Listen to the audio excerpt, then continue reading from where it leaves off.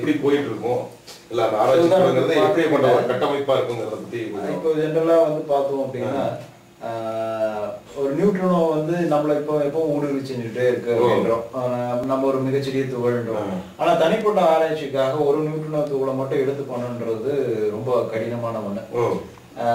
அதனால என்ன பண்ணணும், எவ்வளவு தூரம், அதாவது இதனாலதான் இந்த நியூட்ரினோ உருவாச்சா, உதாரணத்துக்கு நான் சொன்னேன் சோலார்ல இருந்து சூரிய இதுல இருந்து ஒளிக்கற்றையில இருந்து வரக்கூடிய நியூட்ரினோ ஒண்ணு இருக்கு, மற்ற இடத்துல இருந்து வரக்கூடிய நியூட்ரினோ ஒண்ணு இருக்கு. ஸோ நம்ம ஆராய்ச்சிக்குன்னு எடுக்கும்போது இந்த நியூட்ரினோ இதுல இருந்து தான் வருதுன்னு சொல்லி நமக்கு தெரியணும்.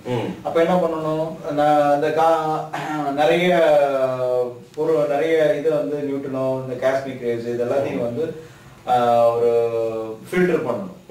ஃபில்டர் பண்ணணும், அதை வந்து தடை பண்ணி ஒரு குறிப்பிட்ட அளவுக்கு செறிவுக்கு மட்டும் நமக்கு கொடுத்தோம்னா ஆராய்ச்சிக்கு வந்து மிக பயனுள்ளதா இருக்கும்.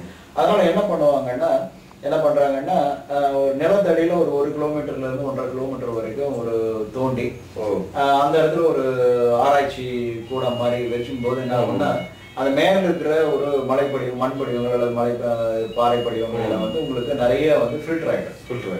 அதெல்லாம் தேர்ந்தெடுத்தாலும் அதெல்லாம் போனதுக்கு அப்புறம் நமக்கு குறிப்பிட்ட செறிவுக்கான நியூட்ரினோ வந்து மிக கம்மியா வரும். அப்போ வந்து நம்ம ஆராய்ச்சிக்கு கொஞ்சம் அதனுடைய கடினத்தன்மை வந்து ஆராய்ச்சியோட கடினத்தன்மை குறையும், கொஞ்சம் எளிமையா இருக்கும். 1 கிலோமீட்டர் தூரம் மண்ணுக்குள்ள ஆழமா போகணும். ஆழமானா உங்களுக்கு இது ஒரு 1 கிலோமீட்டர் வந்து துளைக்கணும். அந்த மொத்தமா பாத்தீங்கன்னா ஆழம் ஒரு 1.5 கிலோமீட்டர். பாத்தீங்கன்னா இப்போ ஒரு இது நான் சொன்னேன் இல்லைங்களா, ஐஸ் கியூப் அதுவும் அதே மாதிரிதான் ஏறக்குறைய வந்து 1 மைல் 1 கிலோமீட்டர் 1.5 கிலோமீட்டர்ஸ் வந்து ஆழத்துல பண்ணிருக்காங்க.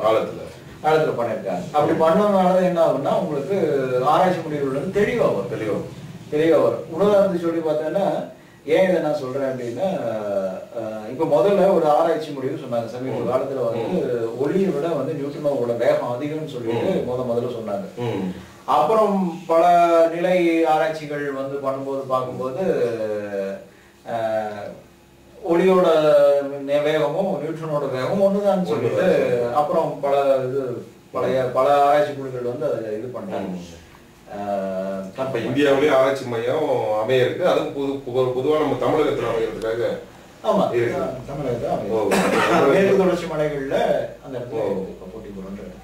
மேற்கு தொடர்ச்சி மலையில அமையுதுங்கிறது நமக்கு இயற்கையா அது சாதகமா 1.5 கிலோமீட்டர் தூரம் ஆழமா போறோம், அது சாதகமா இருக்குமா எப்படிங்கிறது அது இயற்கை பல ஆராய்ச்சிகள் தான் வந்து பண்ணிதான் செய்யணும். உதாரணத்துக்கு பாத்தீங்கன்னா எந்த ஒரு அறிவியலுமே வந்து முதல்ல நிறைய சாதக பாதங்களை கொண்டு இருக்கோம். அப்புறம் காலப்போக்கிலையும் சூழ்நிலைகளையும் பொறுத்து தான் வந்து நம்ம அதோட ஆராய்ச்சிகள் இது பண்ணணும். ஏன்னா அதுல இருந்து பயன்கள் என்ன அப்படின்னு நம்ம தெரிஞ்சுக்கலாம். அதான் நியூட்ரினோவோட பயன்கள் என்ன, அதனுடைய தேவை என்னவா இருக்கும். அதாவது என்னன்னா, இப்ப நியூட்ரினோ பத்தி பார்த்தோம் இல்லைங்களா, அதே மாதிரி இது ஒரு மிகச்சிறிய தூளா இருக்கிறதுனால இதனுடைய ஆராய்ச்சி முடிவுகள் வந்து முன்ன பின்ன மாறிக்கிட்டே இருக்கும். உதாரணத்துக்கு பார்த்தீங்கன்னா ஒளியோட வேகத்தை விட நியூட்ரினோட வேகம் அதிகம். இப்போ ரெண்டுமே ஒரே மாதிரின்னு வந்துச்சு. அதே மாதிரி இப்போ சில எல்லாமே வந்து கற்பனைகள்ல இருந்துதான் எல்லா விஞ்ஞானமுமே வந்து கற்பனைகள்ல இருந்துதான் பிறக்குது. அப்படி பார்க்கும்போது பார்த்தோம்னா இந்த நியூட்ரினோ வந்து ஒரு இடத்துல இருந்து இன்னொரு இடத்துக்கு ஊடுருவி செல்லுதுன்னு சொல்றோம் இல்லைங்களா. இப்போ ஒரு தனிப்பட்ட முறையில ஒரு கற்றையை ஊடுருவி சொல்லும் போது இன்னொரு இதுக்கு வந்து இங்க இப்ப நீங்க பேசுறது நம்ம வந்து சேட்டலைட்டுக்கு போயிட்டு சேட்டலைட் இருந்து மற்றவங்களுக்கு வரும். அதுக்கு பதிலாக இப்ப வந்து இந்த நியூட்ரினோ துகளோ நியூட்ரினோ அலைக்கற்றை மூலமும் வந்து அந்த டெலிகம்யூனிகேஷன், அதாவது நம்மளுடைய என்ன அலைகளை செலுத்த முடியுமா அப்படின்னு சொல்லிட்டு ஆராய்ச்சிகள் இனிமேல் பண்ண முடியும். அதே மாதிரி இப்ப பெருவெடிப்பு கொள்கைன்னு சொல்றோம்னு வச்சுக்கோங்க. இது வரைக்கும் வந்து விடை காணப்பட முடியாத பல அறிவியல் புதிர்கள் அதுவும் ஒண்ணு, எப்படி வந்து பிரபஞ்சம் தோன்றுச்சு. அதுக்கு வந்து ஒரு நியூட்ரினோ பற்றிய ஆராய்ச்சிகள் கூட உதவலாம். இன்னொன்னு பாத்தீங்கன்னா இன்னொரு வியப்பான இது வந்து ஒவ்வொரு கோளும் தனிப்பட்ட முறையில தானா சுத்திக்கிட்டு இருக்கு, அல்லது சூரியனை சுத்தி வருது, ஏதாவது ஒரு நிலையில இருக்கு. உலக பிரபஞ்சத்துல இந்த கோள்கள் மட்டும் இல்லை, சூரிய மண்டலத்தோட கோள்கள் மட்டும் இல்லை, உலகத்தில் இருக்கிற எல்லா நட்சத்திரங்கள் பெரிய எல்லாமே வந்து ஒரு தனிப்பட்ட முறையில சுற்றி இந்த இடத்துல எப்படி எப்படி நிக்குது அப்படின்றது வந்து நியூட்ரினோ பத்தி ஆராய்ச்சி வந்து ரொம்ப உதவும். தொலைத்தொடர்பு ஆராய்ச்சிக்கும் பயன்படலாம். அப்புறம் இன்னொன்னு இருக்கு, அது எப்படின்னா யூஸ்வலா வந்து நம்ம கருந்துளைகள் பத்தி படிச்சிருக்கோம். பிளாக் ஹோல்ஸ் சொல்லுவோம். அதாவது எல்லாத்தையுமே உறிஞ்சு கொள்ளக்கூடிய தன்மை வாய்ந்த ஒரு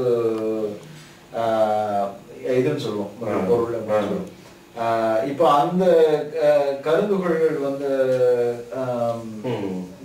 இதுன்னு சொல்றோம், பிளாக் ஹோல்ஸ் சொல்றீங்களா, அந்த பிளாக் ஹோல்ஸ் வந்து ஒளியை கூட வந்து ஈர்த்துக்கொள்ளும் தன்மை வாய்ந்தது. ஆனா நியூட்ரினோ வந்து அதையும் கூட கடந்து செல்லக்கூடிய ஒரு தன்மை உடையதுன்றதுனால இப்போ வந்து ஒரு மிகப்பெரிய ஒரு ஹை எனர்ஜெட்டிக் சோர்ஸ், ஒரு இதை வச்சு ஒரு கண்ட்ரோலர் இதை வச்சு நியூட்ரினோவை கண்ட்ரோல் பண்ணோம்னா இது ஒரு இப்ப நம்ம ஸ்டார் வார்ஸ் எல்லாம் பாக்குறீங்களா, மிகப்பெரிய ஒரு இதெல்லாம் போகுது இல்லையா, ஸ்பேஸ் வெஹிக்கிள் சொல்றோம் இல்லையா, அதெல்லாமே கூட நியூட்ரினோனால கொண்டு போக முடியுமா, நியூட்ரினோ வச்சு ஏதாவது அவ்வளவு தூரத்துக்கு கொண்டு போக முடியுமா, அது கருந்துளைகளை பேஸ் பண்ணி அதனோட ஈர்ப்பு திறனை வச்சு இதை நகர்த்த முடியுமா அப்படின்றதும் ஒண்ணு கொண்டு போகலாம். நிறைய எல்லாமே கற்பனையில தான், அதுதான் ரொம்ப சிறப்பா. அதை ஒண்ணு சொல்லலாம். இன்னொன்னு வந்து நீங்க ஒரு வெப்பனா கூட யூஸ் பண்ணலாம் பின்னாடி.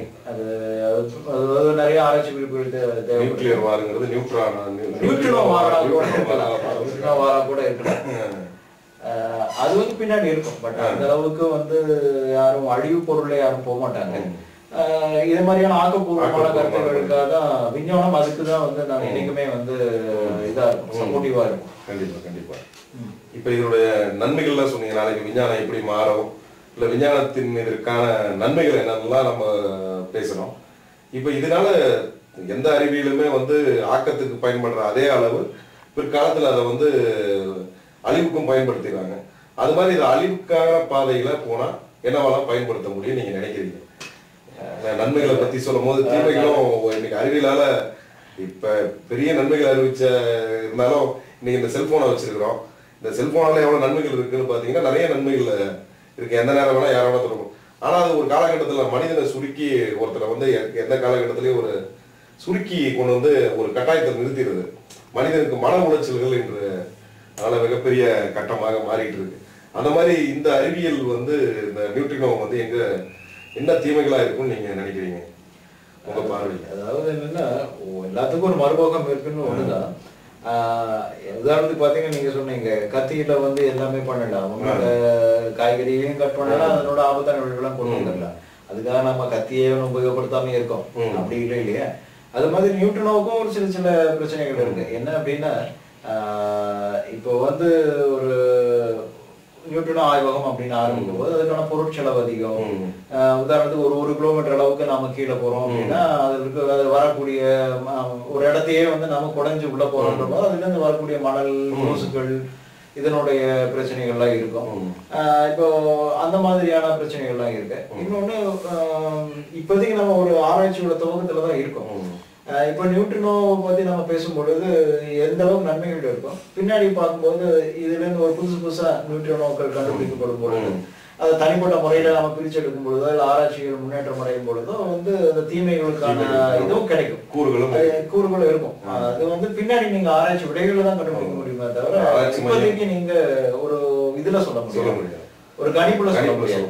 கரெக்ட் தான். இந்த ஆய்வகம் தமிழகத்துல அதுவும் தேனி மாவட்டத்துல மேற்கு தொடர்ச்சி மலை பகுதியில் அமைதுங்கிறதுனால மக்களுக்கு வேலை வாய்ப்பு இந்த மாதிரி ஒரு நன்மைகள் இருந்தாலும் மேற்கு தொடர்ச்சி மலைங்கிறது நம்ம நாட்டோட செல்வம், ஒரு இயற்கை வளமா இருக்கு. அந்த இடத்துல ஒரு 1.5 கிலோமீட்டர் ஆழம், அதெல்லாம் வந்து கனிம வளங்கள் எல்லாம் அங்க நிறைந்த பகுதியில நம்ம கேட்டிருக்கோம். அதுக்கு ஏதாவது பாதகம் இருக்குன்னு நினைக்கிறீங்களா? எப்படி இல்லை, இப்ப என்ன அப்படின்னா ஒரு இடத்துல நம்ம ஒரு இடத்தை தேர்ந்தெடுக்கிறோம், அதுல இருக்கக்கூடிய சாதங்கள், அந்த ஆய்வகம் உண்டாக்கக்கூடிய சாதங்கள் பார்த்துதான் எல்லாருமே தேர்ந்தெடுப்பாங்க.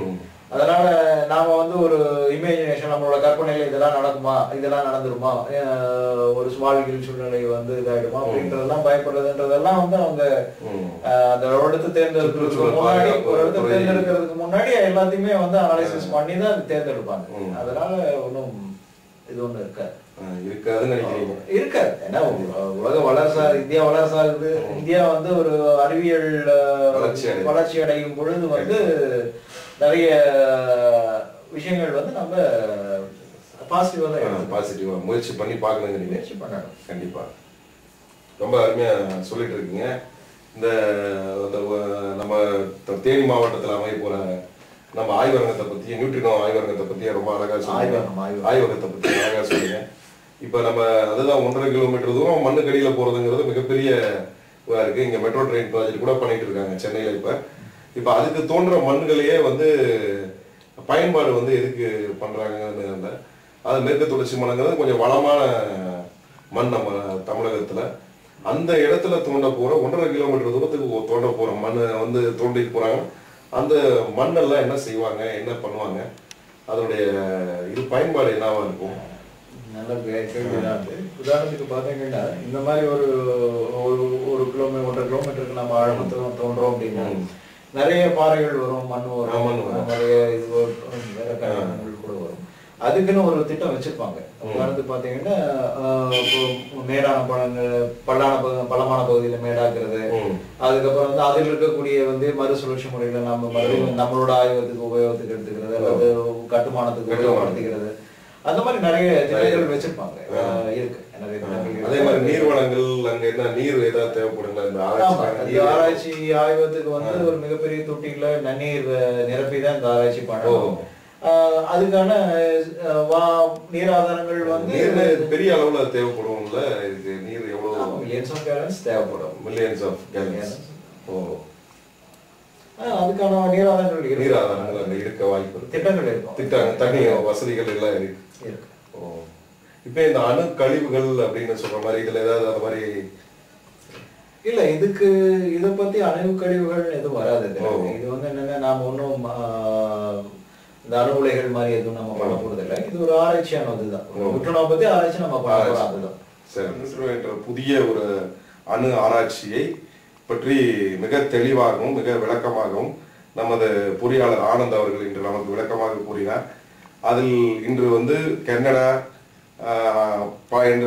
ஜப்பான் போன்ற பல நாடுகள் தோற்று போன ஒரு அறிவியல் ஆராய்ச்சியை இன்று இந்தியாவில், அதுவும் தமிழக பகுதியில் எடுத்து நாம் ஆராய்ச்சி செய்ய உள்ளோம். அதில் மிகப்பெரிய வெற்றி அடைய வேண்டும் என்பது நம்மளுடைய ஆதங்கமாகவும் இருக்கிறது. ஆனாலும் இந்த பல நாடுகளை போல் நாம் தோற்றுவிடக் கூடாது என்பது மிக முக்கியமான ஒன்று. அதற்கு பின்னால் இந்த ஆராய்ச்சியினால் வருகின்ற நன்மை தீமை என்ன என்பதை இன்றைய இந்திய ஆராய்ச்சியாளர்களும் இந்திய மாணவர்களும் இந்திய அறிவியல் ஆர்வலர்களும் இதை சோதித்து இந்த திட்டங்களை மிகச் செம்மையாக செயல்படவும், இந்த திட்டங்களில் ஏற்படும் நன்மை தீமைகளை ஆராய்ந்து செயல்படவும் வேண்டும் என்று இந்த உரையாடல் மூலியமாக இந்த தமிழக மக்களும் இந்தியாவும் வளமாக வாழ இந்த ஆராய்ச்சியை தொடர்ந்து எப்படி செய்ய வேண்டும் என்பதை இன்றைய அறிவியலாளர்கள் எல்லாம் சிந்திக்க வேண்டும் என்றும் கூறி, இதை பற்றி இன்னும் மேலும் விளக்கமாக கூறிய திரு ஆனந்த் அவர்களுக்கு நன்றி கூறி விடைபெறுகிறோம். நன்றி. அதாவது இந்தியா என்பது பல்வேறு அறிவு திறமைகள் புதிந்த நாடு. இந்த புதிய தொழில்நுட்பம் வந்து இதை பத்தி எல்லா மாணவர்களும் எல்லா அறிஞர்களும் வந்து இதை பத்தி தெரிஞ்சுட்டு தன்னுடைய இந்த புதிய தொழில்நுட்பத்தை பத்தி ஒரு மிகச்சிறந்த அறிவியல் பூர்வமான அறிமுகத்தை தர வாய்ப்பு அளித்தமைக்கு அனைவருக்கும்